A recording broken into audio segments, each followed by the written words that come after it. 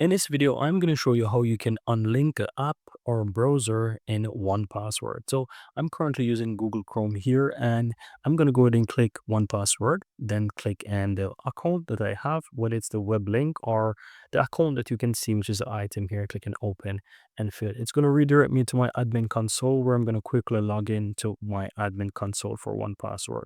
Now, if you want to unlink an app or a browser, click your account on the upper right, then click in manage account. This is going to show you your account, and if you scroll down to the bottom, you have a link to your account, and here you'll find all those apps and so forth. So here it shows a Chrome extension that is there. You can't unlink that, but you have, for example, the Chrome itself, and this is, for example, a browser, and you can click the three dots, and here you can say unlink app or browser, and it's going to remove it from this browser. And so whichever app or, let's say, browser you're currently using with 1Password, you can easily go in and unlink them from here. And that's it.